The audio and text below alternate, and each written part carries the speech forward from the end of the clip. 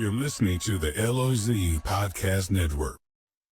Hello, everyone. Welcome to the LOZ Podcast Network. My name is Ken Lawler. You are listening and watching on the LOZ app, where we have the LOZ Podcast Network. Every week, we release new shows. We talk to people around the lake. We talk to realtors. We talk to business owners. We talk to just people we want to get to know better. And today, I am super excited because we are talking to the greatest magician at the Lake of the Ozarks, Taylor Reed. Hey, buddy. Good to see you. Good to see you. And Taylor, we've become friends. You've been, now this is your second season. At Lake of the Ozarks. And tell everybody kind of how you got started in, how do you become a magician? I mean, what's the process there? Yeah, it's a pretty simple story. It started off when I was a kid at Christmas, below the Christmas tree. And it was just one of those gifts that you'll never let down, and it kind of changed my life. And so I'm from Texas. And it started on Christmas Day. I was around 4 years old, and I was so into it that I never looked back. And that's pretty much what I've done my whole life. So your whole life, you have been in this industry. You've done this from day one. From day one. And where did you start performing? Doing birthday parties, doing like wedding parties, just working all over Texas, doing that sort of thing. And that's generally how it starts. And then as time proceeds, I got into doing conventions. They have magic conventions. And I started winning a lot of awards and all. And then So you knew you were good. I mean, you were starting to feel like, okay, I can do this. I can make a living at this. I started off bad, eventually got pretty good. But yeah. That's awesome. And so where was your big break? Like, where was the big venue when you first started? You're like, wow, this is... Well, I won Junior Magician of the Year. I'm giving away my age now, in 1979 in Texas. And that was kind of a start. And then I had my first gig in Vegas in 1981. Oh, wow. So you were doing Vegas Sahara Hotel. It was pretty cool. That is cool. It was a short little run gig, but it was my big break, That's big time. When you get to Vegas and you can do some shows in Vegas, I mean, that is awesome. This is like in the mafia days when everybody had suits on. And it's kind of cool. That is cool. So you went to Vegas. You were able to put a show on there. And then from there, you went to... Kept doing Texas because we had a tour bus and we would travel all around Texas doing big shows, corporate events, private parties, fundraisers, all that type of stuff. Just any and everything just to stay out there on the stage and get more experience as a child, And your dad's involved too, right? I know that your dad helps you with promotion. He's also an entertainer. He is? Okay. Singer, songwriter, movie writer. He's into everything. And we used to kind of co-op the bus thing. Sometimes it would be the Bobby Reed show. And sometimes it would be the Taylor Reed Magic Show, and sometimes it would be a combo of both. Okay, yeah. So kind of a traveling. I mean, you got on the bus and hit all the traveling family. Missed a lot of school. I loved every minute of that. That sounds good. Yeah.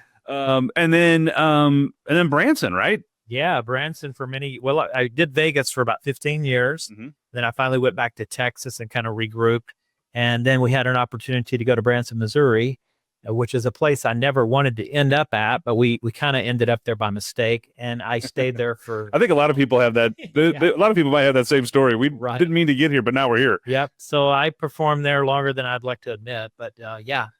So I kind of got tired of Branson. It's a nice place, good people, and it's a beautiful place, but there's just too many shows there. There's a lot of shows there. I mean, I went there maybe 2 months ago, and I was just amazed at how many people are doing shows in Branson, which has got to be a lot of competition for tickets. I mean, 150 shows there and not enough tourists to support it, to be honest with you. Yeah. I mean, it's just a lot going on. Yeah. But we were lucky enough that you decided to come to Lake of the Ozarks, right? Lake of the Ozarks. So how did that happen? How did you get the opportunity to come here? Well, my wife and I moved to Branson, Missouri just as a couple. We just had dogs, no kids or anything. And then eventually we started our family there. Okay. And so we've got 3 kids that are living there, and that's all they know is Branson, Missouri. So they're like not wanting to leave Branson. Right. It's everything to them. So sure.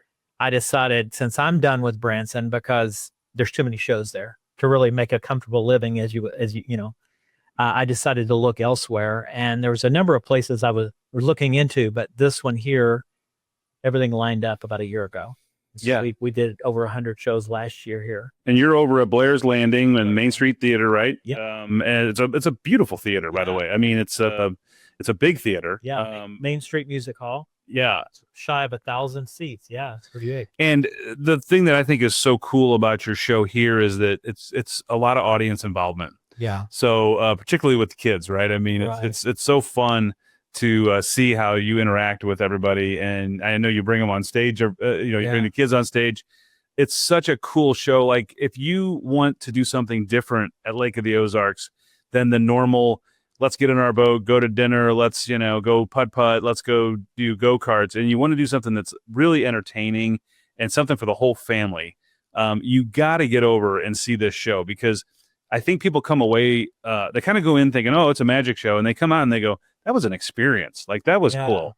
That's always the goal. They always come in thinking it's going to be maybe a magic show. I think they think of a guy with a dove or a bird.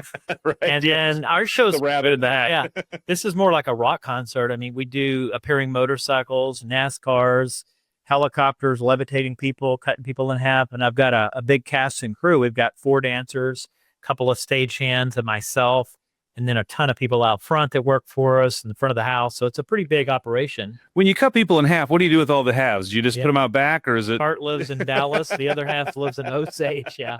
So. No, it's a cool atmosphere. It's a cool show. And I know that even you allow them to sort of participate after the show. Like you have a couple tricks you do that the kids can come and actually, get the trick and take it home and do something with that, right? Yeah, we have a meet and greet after the show. It's all free, and get to talk to the kids and the adults about what their favorite illusions are. And the show is very much not just a kiddie show by any means. We do mentalism, mind reading magic, comedy, variety, close-up magic with cards and cameras, a big grand illusions, and then extremely big stuff. So it's although good for kids, I've had a lot of adults come, just like in Branson, and they're like, it's a great date night just for. Oh yeah, great date night, and your shows start around 7, right? 7:00.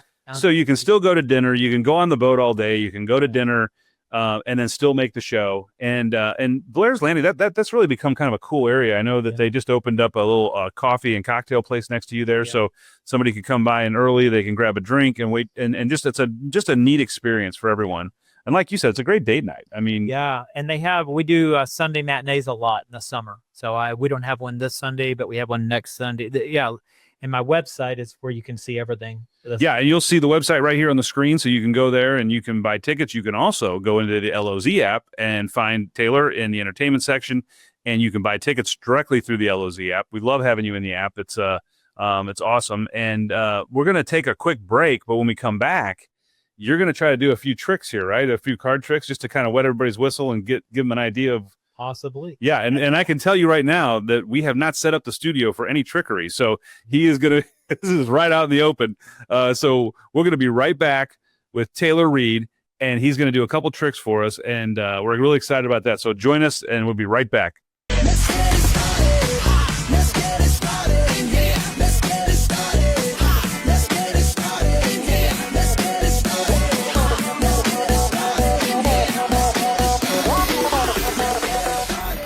Hello, everyone, and welcome back to the LOZ Podcast Network.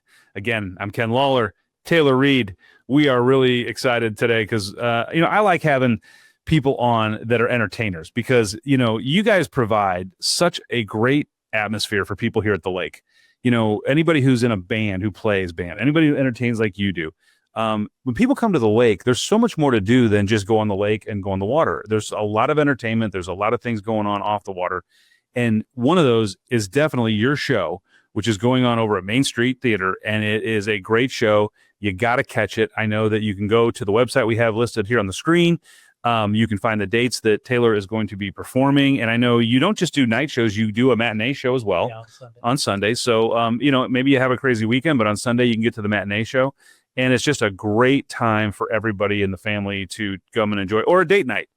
Which is a great time to get there. So, okay, so let's talk about one of these tricks here. What do you got for us? All right, and just to reiterate, Sundays are at 3 p.m. Just 3 p.m. at 7:00 night shows. Yep. Okay. So I've got an illusion here. It's a little game of imagination. I have 4 queens. Imagine a queen of heart, club, spade, and diamond. 2 are red and 2 are black. I want you to just tell us, would you prefer the red or the black?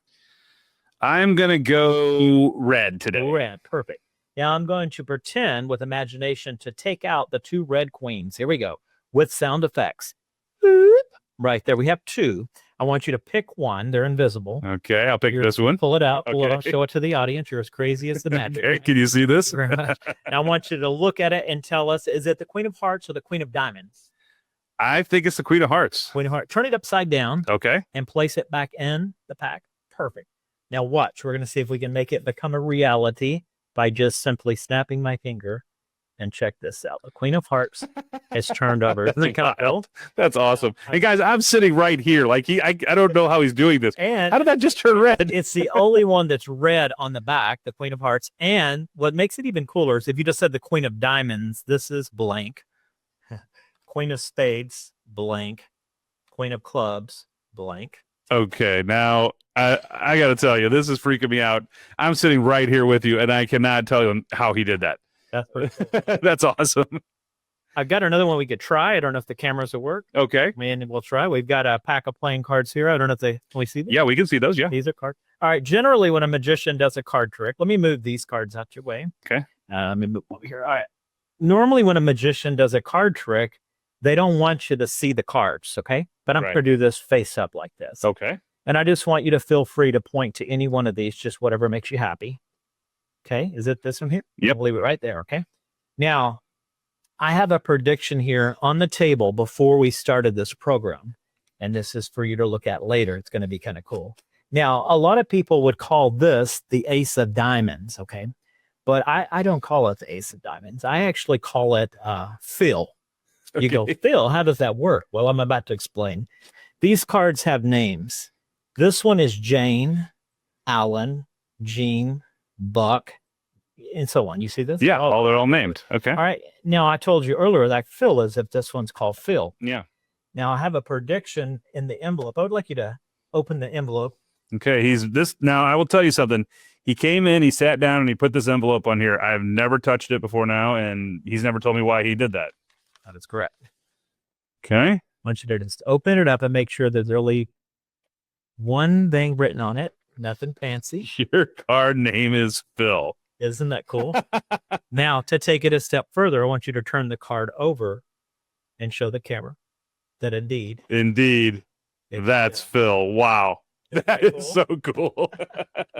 And I'm sitting right here. I can tell you, I have no idea. And he put this envelope down right when we started the show, and I didn't even think about it. I just was like, okay, well, there's an envelope. That is a cool trick. And I'm telling you right now, this is just the tip of the iceberg for what they're going to see at the show. I mean, it's really nothing like the real show because we're doing mega magic, but I had to bring something simple to the that is so cool. And I'm going to have him do he does some really cool card and hand tricks. We're going to try to get the camera focused on him to do some of that.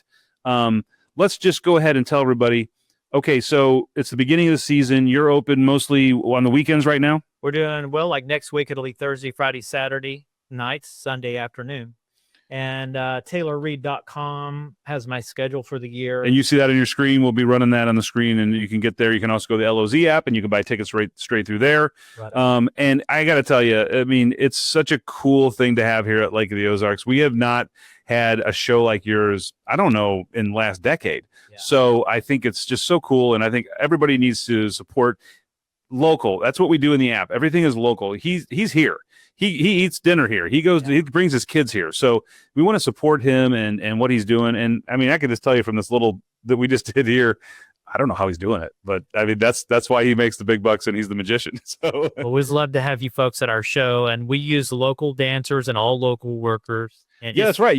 So everybody you see on stage, you actually got here locally, and they're performers. For one girl, we've got one girl comes in from Branson. She's a Russian girl that's been with my show for about 10 years now. But a lot of people on the stage you're going to see are locals, and you may know them. So I want to thank you so much for coming on the show today. It's a great opportunity for you guys to do something different at Lake of the Ozarks. Make sure that you try to bring you can handle a big group too. Like if you guys have a group, maybe you have a group coming in for some kind of, reunion, or maybe it's a family reunion or something like that. He can accommodate that. And the cool thing is that after the show, he does meet and greets. He'll take pictures, allows the kids to like even get a couple tricks to take home. So there's so many neat things about this show. I can't tell you enough. We're big fans of Taylor Reid.